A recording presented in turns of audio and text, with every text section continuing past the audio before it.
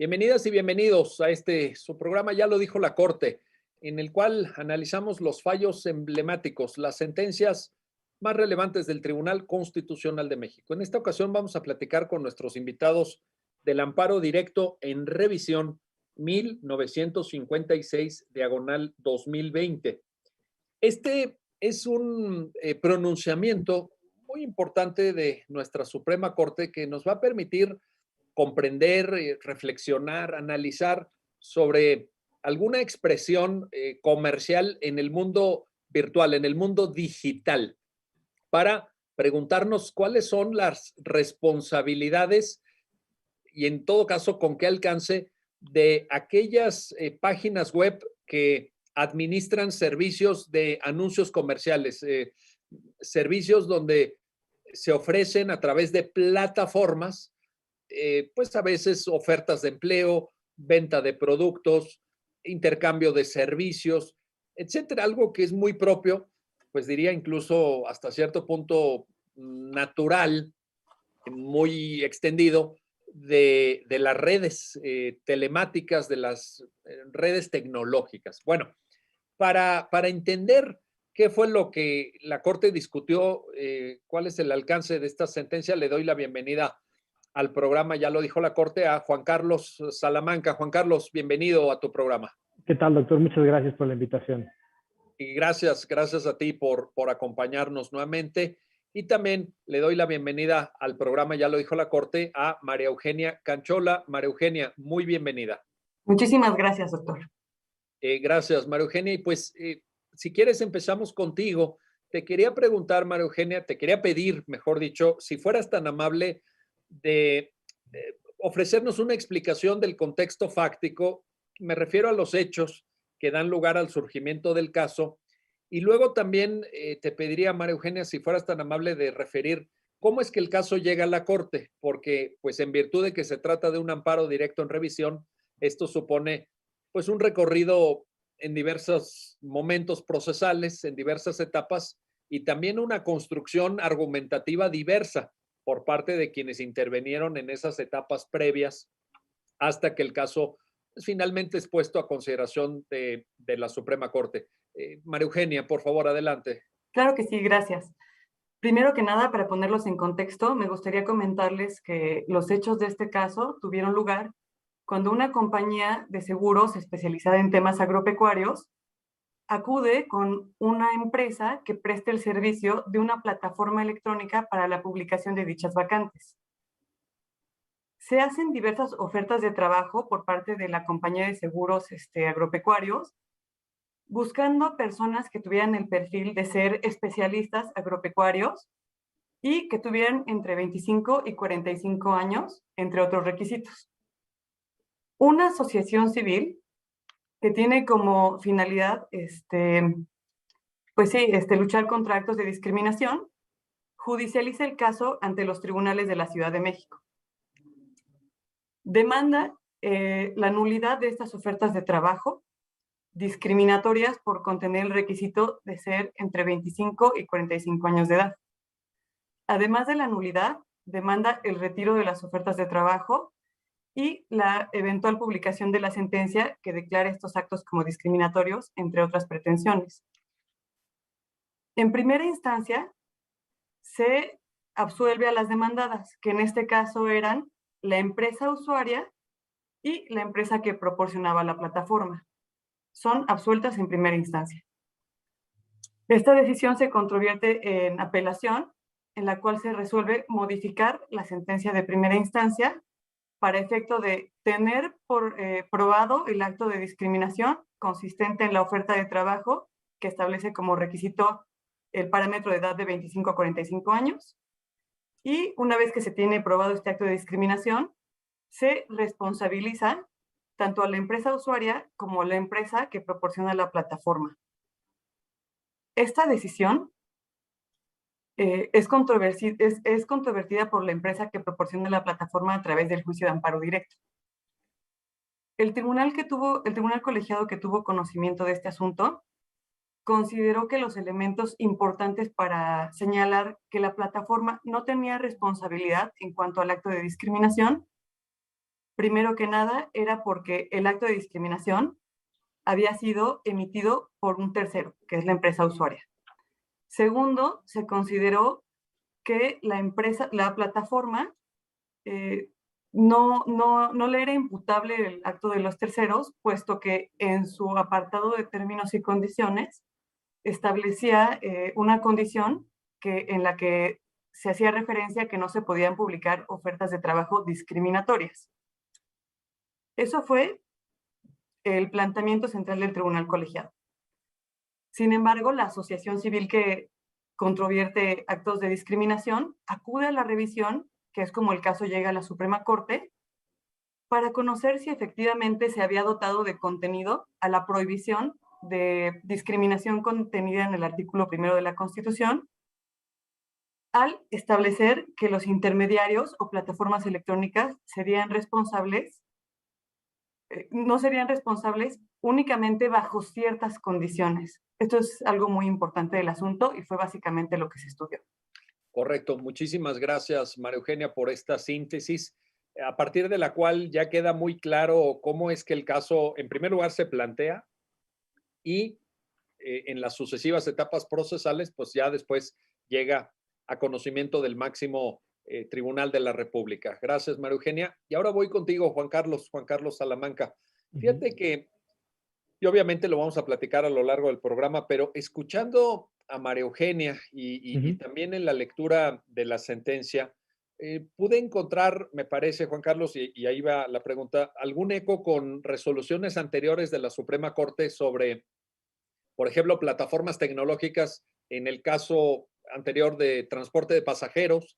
Como ustedes recuerdan, hubo importantes resoluciones de la Corte alrededor de la empresa Uber, tanto en Colima, primero en Yucatán, luego en Colima, y también algunos ecos con una jurisprudencia que yo creo que ya es muy extensa en la doctrina constitucional de la Corte sobre libertad de expresión y la neutralidad de, digamos, los instrumentos a partir de los cuales se ejerce la libertad de expresión.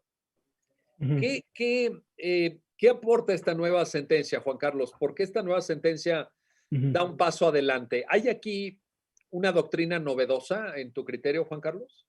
Definitivamente, bueno, creo que es un precedente muy importante y que precisamente tiene un vínculo con el tema de libertad de expresión que quizá a primera vista no es tan evidente.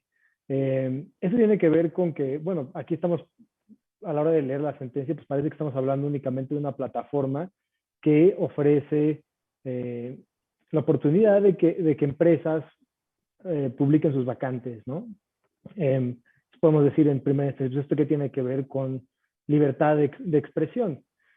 Creo que la respuesta a esto es que tiene que ver todo con libertad de expresión, porque a la hora de que estamos nosotros sentando las bases de cuál va a ser la responsabilidad de una plataforma intermedia, pues también tenemos que pensar en estas otras plataformas, como pueden ser Twitter o Facebook, en las que pues, estamos todos los días nosotros participando y dando nuestras opiniones.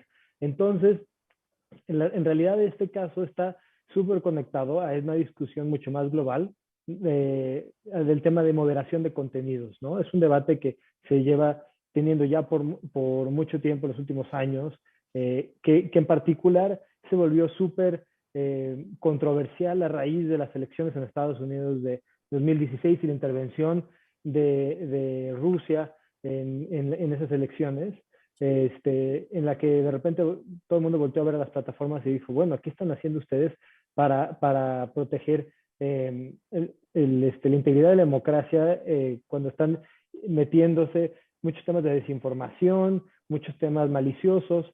¿Y cuál es la responsabilidad de estas plataformas para intervenir en ese contenido? Ahora, ahí es cuando nosotros hemos estado escuchando un poco más de ese tema, pero la verdad es que este tipo de preguntas las hemos tenido desde que surge el Internet, desde los años 90, y hay una serie de precedentes muy interesantes en Estados Unidos al respecto, y en particular, bueno, hay una serie de precedentes que llevan a la aprobación de un pedazo de legislación muy importante en Estados Unidos que se llama Section 230 del Communications and Decency Act, la sección 230, que a la vez ha sido muy controvertida a partir de este evento en las elecciones de 2016 y que cobra particular relevancia para México porque el texto de ese pedazo de legislación, casi en su totalidad, se introduce en el Telecán, en la renegociación del Telecán, en el nuevo TEMEC, y va a entrar en vigor el próximo año. Entonces, digo, es un tema que vamos a poder tocar un poco más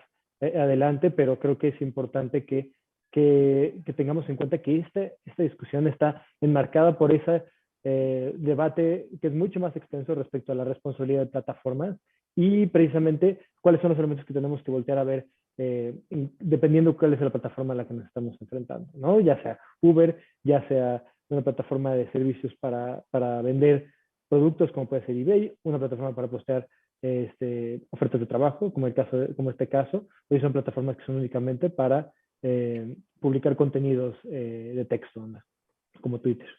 Fíjate que este comentario que haces, Juan Carlos, me parece por demás pertinente porque estas plataformas ocupan un espacio cada vez mayor en nuestra experiencia cotidiana. Cosas como comunicarnos con los demás, mantener vínculos con nuestra familia o con nuestro círculo de amistades, adquirir servicios, productos, pues muchas veces acudimos al Internet y también ejercemos nuestra libertad de expresión y hasta cierto punto nuestra libertad de imprenta, entendido en un sentido amplio la palabra imprenta, no me refiero al papel, ¿verdad? Claro. A través de estas plataformas. Y en efecto, ahora escuchándote, Juan Carlos, pues estaba yo recordando New York Times versus Sullivan. ¿Se acuerdan de esa sentencia tan importante de los años 60 de la Suprema Corte de Estados Unidos? Donde se plantea algo parecido, porque en New York Times versus Sullivan había un anuncio pagado en el periódico New York Times, pero que contenía información inexacta, información no verídica. Y ahí, pues el demandado fue el New York Times. El demandado fue el New York Times. Entonces, creo que de alguna forma se parece. Me hace mucho sentido tu comentario, Juan Carlos, y también que lo enmarques en la discusión contemporánea sobre nuevas tecnologías, que para las generaciones más jóvenes, los nativos digitales, pues ya es el día a día, ¿verdad? Exacto. Ahora, déjame regresar contigo, María Eugenia, para plantearte lo siguiente. Quizá regresándonos un par, porque ya ahorita Juan Carlos ya nos puso en el futuro casi, ¿no? Pero déjame regresar un poquito. Oye, te quiero preguntar lo siguiente, María Eugenia. Lo que sí tenemos que tener claro, y quizá hasta incluso al margen de esta sentencia, es que los anuncios de vacantes laborales no pueden incorporar elementos de discriminación. Esto lo podemos afirmar, ¿verdad? Con rotundidad. No, por ejemplo, discriminación contra personas con discapacidad o pueblos indígenas o por cuestión religiosa. ¿En eso podemos tener certeza, María Eugenia? Claro que sí, doctor. Primero que nada, dejar en claro que la Corte ya se ha pronunciado, la Corte Mexicana, respecto de qué aspectos sí serían razonables o no serían razonables para la publicación de ese tipo de vacantes. Se podría decir que estamos frente a aspectos que son razonables cuando están directamente conectados con el desarrollo de una actividad, por decirlo así, como el requisito de alguna profesionalización o algún aspecto que sea determinante para el desarrollo de la actividad. Eso permitiría que fuera razonable ese trato diferenciado. Sin embargo, podemos decir que es injustificada ese trato diferenciado cuando no tiene una relación directa con las actividades, como en el caso que estamos hablando. Es decir, que sí se necesitaba que hubiera cierta profesionalización en temas de agronomía, pero en realidad el requisito de tener entre 25 y 45 años de edad no resultaba determinante para el desarrollo de las actividades que se requerían. Incluso, María Eugenia, recuerdo que había un amparo directo en revisión anterior, el 992/2014, que ya lo había manifestado así, ¿verdad? Precisamente ahí lo que se reclamaba era una discriminación por razón de edad en el acceso al trabajo. O sea que, de alguna manera, María Eugenia, te pregunto, la Corte ya también había explorado ese tema, ¿verdad? Por supuesto, eso ya ha quedado firme en cuanto a los parámetros de razonabilidad de este tipo de trato diferenciado ya ha sido explorado. en otros precedentes. Sin embargo, algo que es novedoso para este caso y que me gustaría destacarlo, es que en este caso estamos hablando no de una discriminación directamente en el centro de trabajo, sino o sea, que ese acto discriminatorio se difunde a través de estas plataformas electrónicas. Algo que me gustaría comentar y que si podemos entrar en materia de eso, sería comentar un poco más sobre algo que se estudió en este caso y que es la neutralidad de los intermediarios. Primero que nada quiero comentar que el análisis que debe llevarse es caso por caso. Sin embargo, en el caso que nos ocupa, el intermediario comprobó tener una actuación neutra, no solo al establecer términos y condiciones que prohibieran actos de discriminación, sino al evitar añadir formularios en esta página que tuvieran, por ejemplo, el objetivo de poner ciertas categorías sospechosas, como podría ser preferencias sexuales, condición económica. El no fomentar que se llenaran ese tipo de formularios pudo, en este caso, acreditar la buena fe del intermediario. Sin embargo, o sea, el tema como de la neutralidad en redes, creo que es algo que es muy novedoso y que sí nos da muchos temas de qué platicar. Muchos temas de qué platicar y además porque, pues, de alguna u otra manera, a pesar de que, repito, pues ya la gente de la generación de ustedes y más jóvenes ya son nativos digitales, pero la experiencia de este acceso estructural y masivo a las nuevas tecnologías para la humanidad es muy reciente. Vaya, no podemos decir que ya tenemos 300 años manejándonos en estos ambientes. Entonces, sí hay un grado de novedad y de incertidumbre que acompaña a esta cotidianidad tecnológica. Bueno, déjenme hacer una pausa. No se vayan, regresamos enseguida para continuar en este análisis y comentario del amparo directo en revisión 1956-2020. Regresamos enseguida.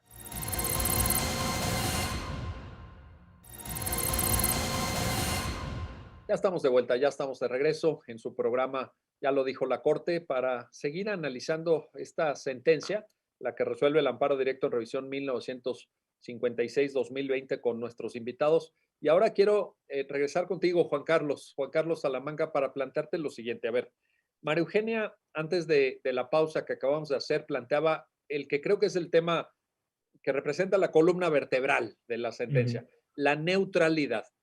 Pero una neutralidad, déjame ponértelo así, Juan Carlos, te lo planteo así, una neutralidad matizada, porque Eugenia dijo, y la sentencia lo refiere, términos y condiciones, y luego los formularios en donde precisamente se evita hacer referencia a lo que pudieran ser términos que sí constituyen discriminación. Entonces, neutralidad, pero también algún grado de responsabilidad en la configuración de la propia plataforma. Juan Carlos, por favor. Claro, ¿no? Creo que esto es un tema, precisamente esa es la clave de este asunto y de este debate en términos más generales, pero en este caso en particular, creo que es importante recalcarlo, ¿no? La Corte sí dice, esta plataforma es neutral y por lo tanto no es responsable, porque simplemente está siendo un vehículo neutro, ¿no? Un medio neutro, pero toma ciertos elementos para decir, por esto es que es un vehículo neutro. En este caso, la Corte considera que sí es muy relevante el hecho de que hubiera unos términos y condiciones en los que le dijera a los usuarios de la plataforma que no pueden discriminar, y también considera muy, muy relevante el hecho de que no estuviera incitando a la discriminación, ya sea mediante los propios consejos o asesoramientos que da a los usuarios de la plataforma, a los usuarios que están ofreciendo trabajos. Y otra cosa que es súper importante, que no tuviera recuadros, formularios en los que hubiera categorías a través de las cuales se pudiera discriminar.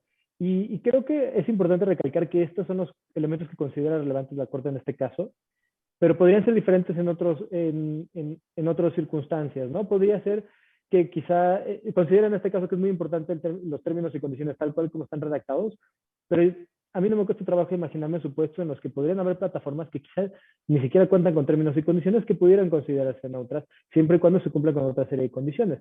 Lo que me parece que sí es súper importante es que aquí las plataformas no están incitando a la discriminación, es decir, y tampoco están formando parte de esa discriminación. Y entonces, en ese sentido, hay que pensar que cuando estamos hablando de plataformas neutras, no necesariamente estamos hablando de plataformas que no intervengan en ninguna medida, ¿no? Sino que la intervención mantenga esa neutralidad en la que no se están volviendo responsables.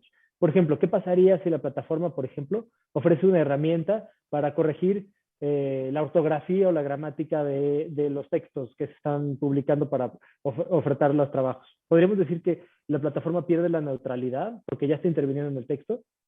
Yo diría que no, porque en realidad solamente están corrigiendo la ortografía o la gramática, ¿no? A veces incluso se puede hacer de forma automática. Pero si en cambio ya estuvieran sugiriendo que, por ejemplo, a la hora de hacer las ofertas, pues recomiendan contratar gente que no tenga más de cierta edad, porque si tienen más de cierta edad, pues van a tener que pagarle su jubilación después. Pero en ese caso parece ser que ya la plataforma pierde la neutralidad. Entonces, en ese caso, lo que decía María Eugenia al principio, sí es muy importante, que hay que estar observando caso por caso qué es lo que está haciendo que la plataforma tenga o no neutralidad para los efectos de la responsabilidad, ¿no? Entonces creo que eso es lo que, como creo que habría que matizarlo. Oye, y quizá te planteo adicionalmente, Juan Carlos, ¿crees que pudiera esta neutralidad no estar acreditada si recibe la plataforma una orden de bajar determinado contenido y no la cumple? Si Claro dice, que no, yo aquí hago lo que quiero y no bajo este contenido. es una excelente pregunta que precisamente estábamos platicando María Eugenia y yo hace rato, porque bueno, en general en los modelos de responsabilidad en Internet hay distintos modelos, ¿no? Y hay un modelo en particular que es un modelo de Safe Harbor, que se conoce como Safe Harbor, de Notice and Takedown o de notificación de retirada, ¿no? Que es, por ejemplo, el modelo que sigue se sigue en Estados Unidos para temas de derechos de autor, y que se sigue en otros países para diferentes cuestiones, que es precisamente el tema de que la plataforma no va a ser responsable mientras no sea informada de que el contenido que tiene arriba es ilegal. Entonces, en este caso, ¿qué pasaría si la plataforma que oferta que está publicando estas ofertas recibe notificación de, oye, tu comunicado es discriminatorio? Honestamente, creo que hay argumentos para ir de un lado y del otro, ¿no? Porque como lo que vemos en la sentencia, una de las consideraciones que tiene la sentencia es que no es tan sencillo a veces determinar cuando hay discriminación en las ofertas laborales, porque hay distinciones que son válidas y distinciones que no. Entonces, ¿qué tanto queremos exigirle a la plataforma pues de que determine si, por ejemplo, el hecho de que se estén pidiendo trabajadores con ciertas capacidades físicas es discriminatorio o no? Si, por ejemplo, la oferta de trabajo es para empleados que van a trabajar en una empresa de mudanza, por ejemplo, ¿no? Entonces, podríamos decir que es discriminatorio a trabajadores que tienen cierta discapacidad física. Pues creo que no es tan claro, al menos para una empresa intermediaria, ¿no? Estar tomando ese tipo de decisiones. Quizá si en cambio el comunicado fuera mucho más claro y entonces estuviera excluyendo por completo a empleados de cierta religión, de cierta preferencia sexual, en ese caso podría haber más elementos para decir esto es claramente discriminatorio. Entonces, en ese caso, pues yo creo que sí podría haber elementos para decir que es discriminatorio. Digo, y que es discriminatorio y que tiene una responsabilidad de retirar el contenido. Me parece que en es un caso interesante precisamente porque es a veces difícil determinar cuando hay discriminación y no. Pero me parece que para otro tipo de contenidos, sí, claramente sí sería responsabilidad suya. Si, por ejemplo, si se le avisara, por ejemplo, de que hay una oferta para, pues, no sé, para ser un asesino a sueldo, o para unirse a algún cártel, o para cometer algún crimen así, pues no solamente, claro que sería responsable y hasta tendría la responsabilidad de denunciarlo, ¿no? Ante las autoridades correspondientes. Entonces sí creo yo que este es un caso interesante porque no es tan claro en qué momento va a ser responsable y cuándo no. Pero hay definitivamente casos claros y casos más complicados. Oye, y fíjate, maravillosa conclusión, Juan Carlos, porque le quería preguntar precisamente a María Eugenia si en esa lógica que acaba de exponer Juan Carlos con gran puntualidad y claridad, podríamos distinguir como caso claro aquellos donde se use algunas de las categorías prohibidas por el artículo primero, párrafo quinto de la Constitución.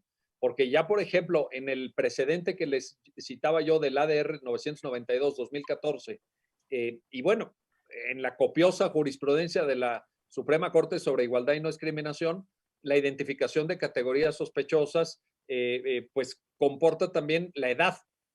O sea, en principio no estaría justificado poner un requisito de edad. En ese caso, estaríamos ante un supuesto claro, María Eugenia, no tan sujeto a debate como otros que sí puede uno imaginar. Claro, mira, la responsabilidad de la plataforma podría determinarse en todo caso, como decía Juan Carlos, al analizar en qué medida incita o fomenta estos actos discriminatorios. Es decir, establecer filtros de búsqueda en torno a estas cuestiones, como podría ser condición económica o otro tipo de condición social, inmediatamente podría decir que tan solo el establecimiento de esos filtros sí haría responsable a la plataforma intermediaria por fomentar o incitar o por no tener políticas que disuadan estos actos. Específicamente de las categorías sospechosas ya tendríamos seguridad que eso no podría ser, ¿no? ¿Y ahí incluyes la edad, María Eugenia? La edad, sí, siempre y cuando no sea una cuestión determinante para el ejercicio de las labores. ¿En qué caso sí lo sería? Por ejemplo, en algún caso donde te pidieran algún requisito de antigüedad o de experiencia profesional, por ejemplo, algunas publicaciones que dicen, a lo mejor se solicita un abogado con 10 o 15 años de experiencia profesional. En ese caso no es tanto la edad de la persona, sino que va ligado un poco como, por ejemplo, años de experiencia. En ese caso, sí podría ser aceptable. Correcto. Pero no sería un criterio de edad. No, no sería un criterio de edad. Sí. ¿Ibas a comentar algo, Juan Carlos? No, se me ocurre a lo mejor ejemplos en los que la mayoría de edad sea importante, ¿no? En jurisdicciones donde quizá puedan aceptarse que trabajen menores de 18 años, entre 16 y 18 años, pero que pues quizá, pues para que trabajen en un bar tienen que tener 18 años, mayoría de edad cumplida, ciertos requisitos. Creo que, aunque en este momento no se me ocurre ningún otro ejemplo, me parece que de entrada, bueno, no debería ser un criterio porque más bien deberían establecerse como, así como lo decía María Eugenia, en temas de antigüedad quizá, ¿no? De experiencia, pero no en cuanto a minoría de edad necesariamente, aunque no descarto que podrían haber ejemplos que ahorita no se me ocurren y que no se nos ocurren y que a lo mejor sí estaría justificado. Pero de entrada diría que no, sería sospechoso, ¿no? Yo creo que hay una carga probatoria y argumentativa muy grande para remontar la prohibición de discriminación por edad, porque está ahí, si ustedes abren la Constitución en el artículo primero, no se puede discriminar por razón de edad. No, claro. Y habría, claro, pero evidentemente otra cuestión es la discusión sobre derechos de niñas, niños y adolescentes, porque también para efectos laborales sabemos que hay un límite en el 123, que son los 15 años, y entre 15 y 18 puede haber también matices. En eso sí. Lo curioso es que estas ofertas, entiendo que de lo que se queja esta ONG encargada de luchar contra la discriminación, es no hacia abajo, sino es hacia arriba. No queremos mayores de tal edad, ¿no? En donde parece que de pronto te vuelves en algún momento de tu vida inútil, te vuelves inútil para el mercado laboral te hace a un lado, dice tú, ya no puedes participar en la vida económica del país. Pues si a eso no le llaman discriminación, díganme ustedes cómo le llaman, porque me parece clarísimo, ahí sí. No, Sí, totalmente. ¿Verdad? Y en ese sentido creo que este caso no es tanto un caso en el que se debata si hubo discriminación o no, sino más bien si hubo responsabilidad por parte de la plataforma o no. Y en ese sentido, pues sí es muy importante quizá pues ver la plataforma cómo está construida, ¿no? Hay otro precedente muy interesante de Estados Unidos que creo que hace muy buen contraste con que se llama Fair Housing Council of San Fernando Valley contra roommates.com, Consejo de Viviendas del Valle de San Fernando contra una página que se llama roommates.com. Esa página era para buscar gente para vivir en el mismo departamento, para buscar roommates, y precisamente estaba construida de forma en la que el formato de la página era que tú tenías que revelar tu sexo, tu preferencia sexual, si tenías hijos o no, y además había un apartado que estaba abierto, ¿no? Para que tú escribas lo que quisieras. Ojo que además Estados Unidos, que tiene en ese momento ya la sección 230, pues era un caso a contracorriente, porque por lo general la jurisprudencia había sido muy clara en que los intermediarios no son responsables. Y este es el primer caso en el que precisamente dicen, no, resulta que la plataforma sí es responsable, porque está incitando a la discriminación a la hora de tener esos apartados. Ojo que dijo que el apartado abierto en el que estaba dando oportunidad de que escribieran lo que quisieran, ahí no era responsable, ¿no? Porque pues también ya la plataforma no está controlando lo que pongan ahí los que están buscando roommates, así como en el caso que estamos viendo nosotros, pues si alguien utiliza el apartado abierto para poner ciertas características que son discriminatorias, pues ya estamos en un supuesto distinto, ¿no? Pero es justo una consideración muy similar en donde dicen, en este caso la plataforma está incitando a la discriminación y es responsable. Oye, y en este sentido, María Eugenia, déjame plantearte esto. En la lógica relación que existe entre continente y contenido, ¿pudieran imaginar ustedes algún grado de, no de responsabilidad en términos de sanciones, etcétera, sino más bien de cooperación en positivo de estas plataformas para excluir cierto tipo de contenidos? Y te lo planteo por esto, María Eugenia. Estoy pensando en el caso de Facebook. Ustedes saben que en Facebook hay problemas graves de acoso, hay problemas graves de pues lo que ahora se denomina fake news y que incluso la empresa está invirtiendo mucho dinero, hablamos de millones de dólares en moderar, en emplear gente que se encarga de revisar qué se está publicando. Los algoritmos ya suponen un primer filtro, pero pudiera, María Eugenia, en tu criterio, desprenderse algún tipo de cooperación, de necesaria cooperación para evitar ciertos contenidos? Claro que sí, doctor. Primero que nada, en respuesta a su pregunta, me gustaría decirle o ponerle a los demás en contexto también, de que en el caso que estamos revisando, se determinó que la intermediación eh, se daba en una etapa de reclutamiento, no se daba en en la etapa de contratación, ni de condiciones laborales, ni de extinción de contrato. Eso fue, por ejemplo, una característica determinante en este caso. Sin embargo, lo que usted nos dice lo que nos pregunta sobre qué responsabilidad habría del contenido, pues se tendría que analizar primero cuál es la finalidad de la plataforma, ¿no? Primero que nada, por ejemplo, de la que estamos hablando es para transmitir, difundir vacantes de empleo. En ese sentido, su obligación de moderar los contenidos no puede ir más allá de ciertos filtros.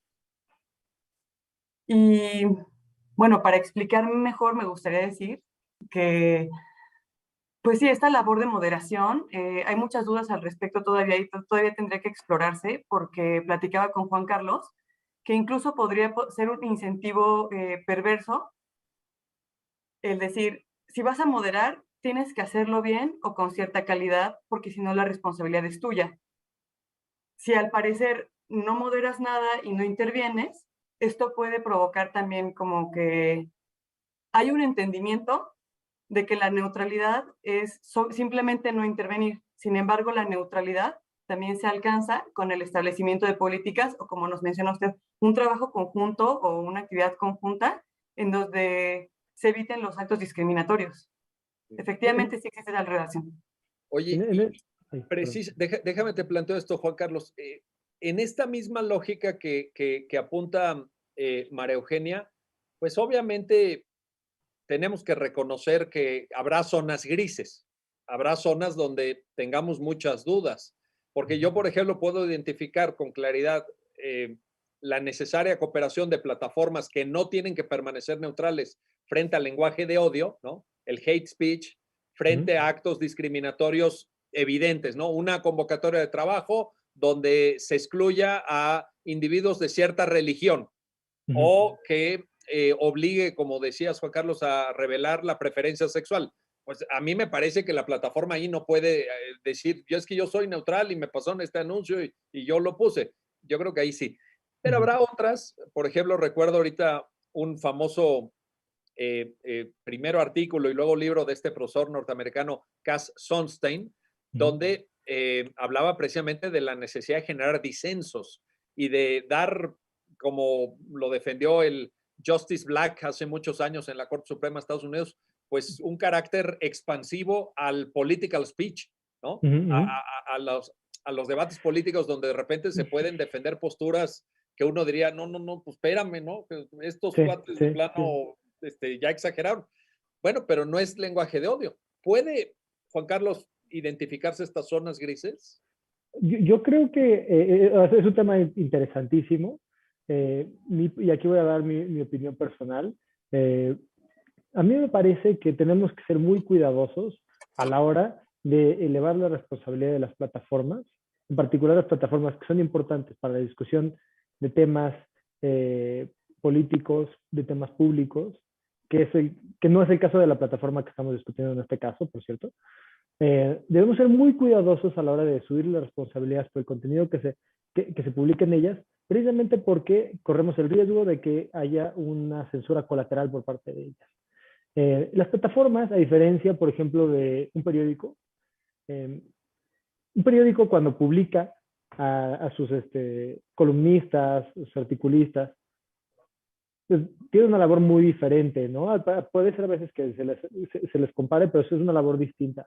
Un periódico, por ejemplo, como el New York Times, es un editor, entonces tiene la responsabilidad, tiene, de cierto sentido, pues el incentivo de proteger a sus escritores, ¿no? Tiene el incentivo de que si los demandan por algo, pues va a estar ahí, va a decir, va a dar la cara, ¿no? Yo quiero que podamos seguir publicando. En cambio, Facebook, Twitter, el resto de las plataformas, los usuarios sí los quiere porque al final de cuentas sirve de ellos, pero pues, no se va a desgarrar por el defender el contenido que están publicando en sus plataformas, ¿no? Entonces, el riesgo a la hora de subir la responsabilidad de las plataformas es que esas plataformas, en caso de duda, pues van a empezar a eliminar contenido, ¿no? Entonces, en ese sentido, creo que es un juego peligroso porque precisamente, pues, si subimos demasiado la responsabilidad de las plataformas, empiezan a eliminar demasiado contenido, entonces no va a darse esto que precisamente queremos, que Caso señala, ¿no? Que queremos tener un foro vibrante en el que se estén compartiendo ideas y la gente no tiene miedo de compartirlas. Ojo, no estoy diciendo que las plataformas no van a ser responsables para nada, porque tampoco queremos lo que tenemos ahorita, ¿no? Que es que muchas veces uno entra a Twitter y dice, bueno, eh, así que vamos a encontrar la verdad simplemente debatiendo en Twitter, ¿no? Pues me queda claro que esa no es la finalidad, aunque tampoco estoy de acuerdo con que la finalidad de la libertad de expresión es proteger, es alcanzar la verdad, ¿no? Hay otras teorías que me parece que son mucho más convincentes. Sin embargo, creo que tenemos que encontrar ese punto medio y creo que los tribunales estamos muy bien situados para encontrarlo porque vamos viendo caso por caso en qué casos sí queremos que sean responsables, en qué casos no queremos que sean responsables, y teniendo en cuenta, eso sí, esos dos riesgos, ¿no? El de subir demasiado la responsabilidad o bajar demasiado la responsabilidad, ¿no? En eso yo, por ejemplo, suscribiría los términos del propio Cass Sunstein cuando dijo, y le puso como título de su libro, las sociedades democráticas necesitan el disenso. Sí. El discurso ortodoxo, pues en fin, puede servir para ilustrarnos, etcétera, pero al cabo se vuelve aburrido. Y también citaría, Juan Carlos, María Eugenia, pues la famosa frase que acuñó el Justice William Brennan Jr., que como ustedes saben es el autor de New York Times versus Sullivan, cuando dijo, una democracia necesita un debate abierto, robusto y desinhibido. Y eso que era en esa época, estoy hablando de los años 60 del siglo pasado, necesario en la prensa impresa, pues en nuestros días es el foro virtual, el foro tecnológico en el que estamos todos, por cierto, para bien o para mal. Ahora que decías de Twitter, pues, me estaba acordando de algunas experiencias no tan buenas, no tan buenas ahí. Pero bueno, Sí, sí. vamos a hacer una pausa, no se vayan, regresamos enseguida para continuar en este análisis y comentario del amparo directo en revisión 1956, diagonal 2020. No se vayan, regresamos enseguida.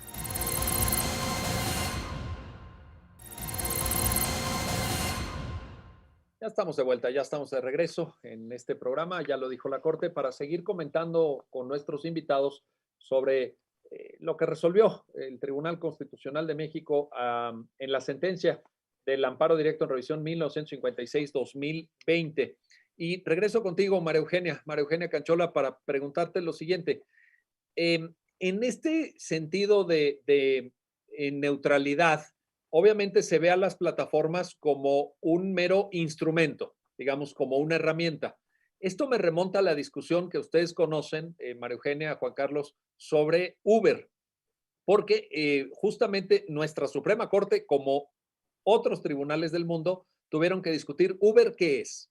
Uber es una empresa de transporte de pasajeros o Uber es una empresa de tecnología que lo que hace es poner a disposición de usuarios una plataforma. Vuelvo a preguntarte, María Eugenia, la relación entre contenido y continente. ¿Te hace sentido? ¿Encuentras ahí un eco, María Eugenia, sobre esto? Claro que sí. Primero que nada, en el ejemplo que usted pone, doctor, en todo caso podría analizarse si, por ejemplo, en el caso de Uber, se trata de un proveedor del servicio o solo si es un intermediario.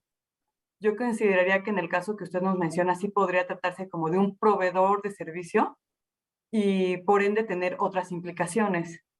Sin embargo, en el caso que nos ocupa, la intermediación incluía una participación mínima y consistía únicamente en que el ofertante del trabajo y el solicitante pudieran tener una comunicación, sin embargo ya se deslindaba totalmente. Me parece que en el caso de Uber, el servicio de transporte público, sí, público, sí sería una cuestión como de que la plataforma es el proveedor del servicio. De hecho, es la conclusión a la que la Corte llegó en el caso de Colima, precisamente, que ya hace algún tiempo resolvió una ponencia del ministro José Ramón Cosío en ese momento, ahora ministro en retiro. Esa fue, y eso es lo que abre la discusión a la regulación. Es decir, como no es una plataforma solamente, sino que es una empresa que sirve para transportar pasajeros, luego entonces se tiene que ceñir a una cierta regulación que se emita en la materia. Y además porque sabemos que temas tecnológicos son de regulación federal, pero temas de transporte de pasajeros son de regulación local, que también fue un punto de vista expresado en esa sentencia del Estado de Colima. Ahora, en relación a esto, Juan Carlos, ¿qué podríamos aprender de esta sentencia hacia adelante? Es decir, ¿cuál es el mensaje que surge? Y yo te preguntaría en dos niveles, Juan Carlos. Para usuarios, por ejemplo, para empresas que anuncien vacantes laborales en este tipo de plataformas, pero también te pido un comentario sobre la propia plataforma. A lo mejor nos está escuchando alguien que tenga una página web y diga, oiga, a ver, espérame, pues yo qué tengo que hacer para estar todo en regla, ¿no? Esa es la idea, Juan Carlos, por favor. Por supuesto. Me parece que en primer lugar, para usuarios, ¿no? ¿Cuál es la lección que podemos aquí sacar? Pues que los usuarios tienen que responsabilizarse por las acciones que hagan en esas plataformas, independientemente de lo que la plataforma le permita o no permita hacer, ¿no? La responsabilidad va a ser del que está actuando. Y entonces no debe asumir que simplemente porque tiene la capacidad de hacer algo en una plataforma, por ejemplo, la capacidad de escribir algo y pues no va a ser responsable por lo que está diciendo. Y en ese sentido, pues parecido a como si estuviéramos comportándonos en el mundo analógico, ¿no? O sea, no hay que asumir que en el Internet no aplican las leyes, ¿no? Es un error común pensar que estamos en un mundo alterno en el que no aplica. No, es la vida real también, ¿no? Y creo que en ese sentido, pues hay que informar, o sea, la responsabilidad la tiene la empresa a la hora de hacer la oferta de trabajo y así como la tiene en muchos sentidos a la hora de hacer negocios o de hacer algún comentario, decir lo que sea en Internet, ¿no? Ahora, en cuanto a las páginas de Internet, me parece que y los intermediarios, me parece que es un poco más complicado, pero en principio es una muy buena noticia, ¿no? Porque estamos hablando de que está fomentando la innovación porque está presumiendo que hay una neutralidad en las plataformas intermediarias, ¿no? Ahora, ojo, eso no quiere decir que están exentos de toda responsabilidad, ¿no? Para nada, creo que la resolución no nos da para eso, ni debería darnos para eso, porque en ese sentido me parece que está muy bien pensada. Pero sí es un precedente importante en el que si la plataforma demuestra, por la forma en la que se ha comportado, que es un vehículo neutro, no va a adquirir responsabilidad. Ojo que aquí estamos en un caso específico que tiene que ver con ofertas de trabajo, pero que va a ser un precedente que por analogía va a poder aplicarse a otros casos. creo que lo que va a ser interesante, y ese es en ese sentido lo que vamos a tener que definir caso por caso, es qué es lo que hace para plataformas que ofrecen servicios distintos, qué es lo que hace que sean neutras o no sean neutras, ¿no?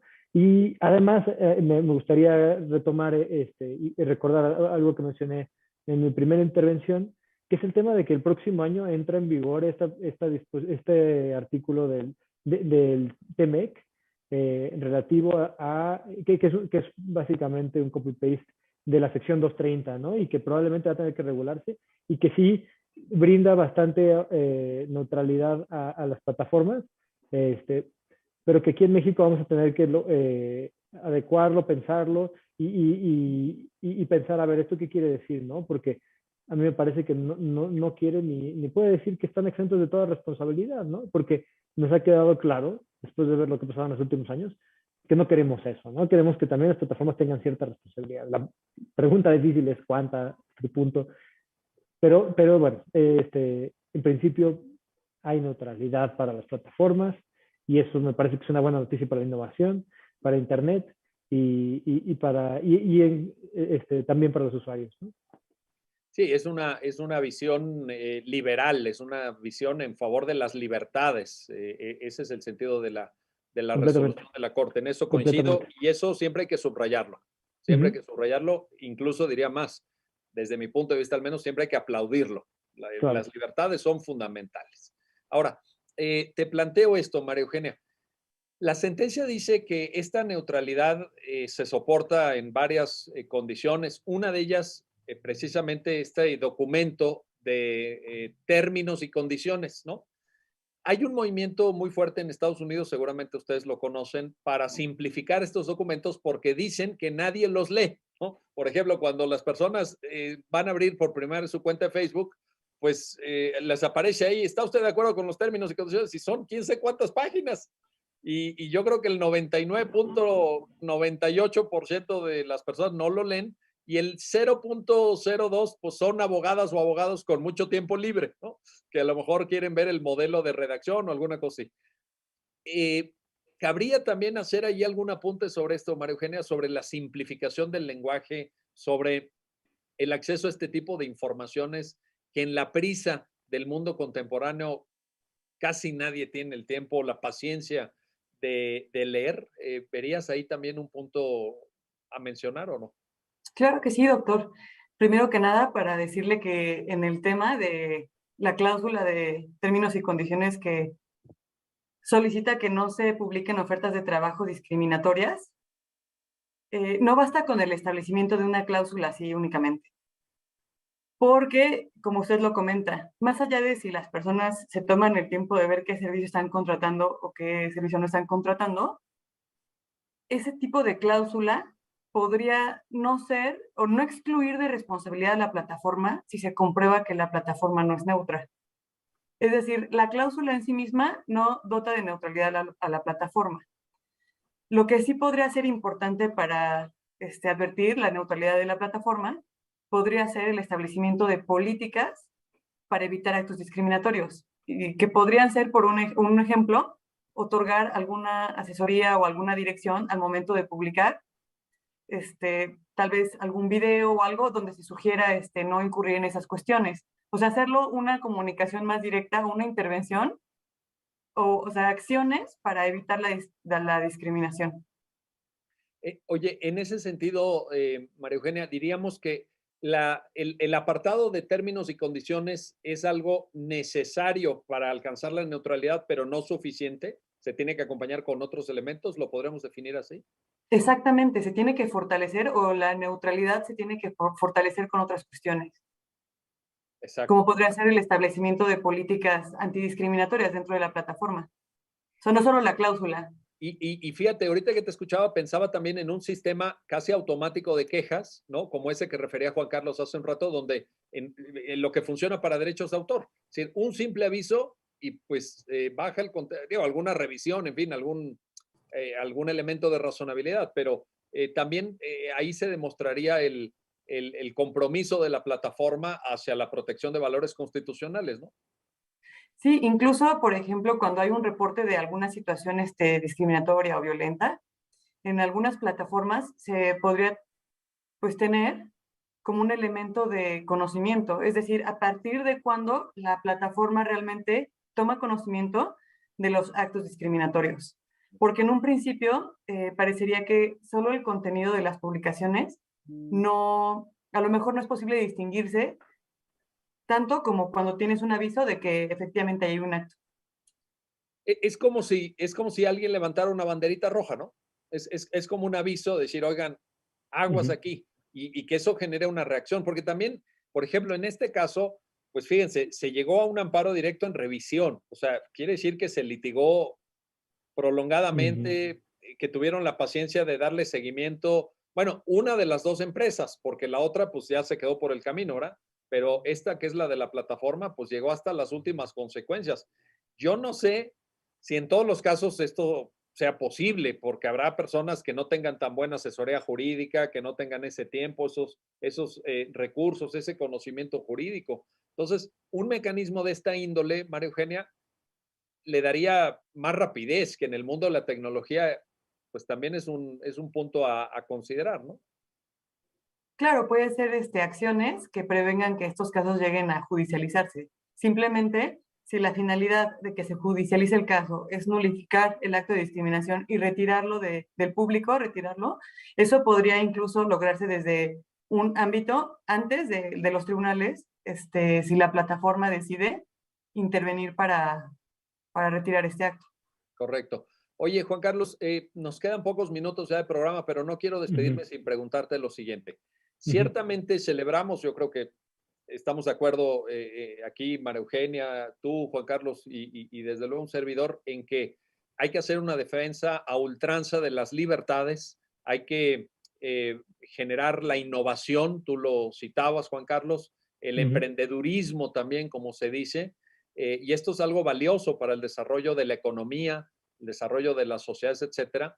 Pero también es verdad, y ahí es donde viene mi pregunta, que estamos lejos de un modelo de Internet como si fuera el salvaje oeste, como si todo se valiera, como si no hubiera ninguna regulación. O sea, también en eso hemos avanzado mucho, ¿no? Un comentario conclusivo, Juan Carlos, por favor. Sí, no, me parece que es Internet que es un poco como el que a veces tenemos todavía en la cabeza, los que nos tocó vivir un Internet hace unas décadas, ¿no? Ya no existe.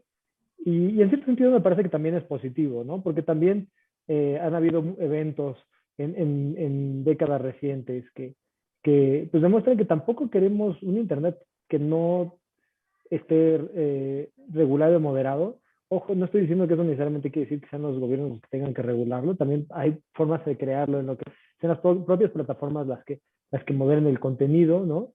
Hay varios modelos, creo que, de hecho, pues es un tema que a mí me gusta mucho que estudio y que a veces me cuesta trabajo pensar exactamente cuál es el modelo que es el ideal, ¿no?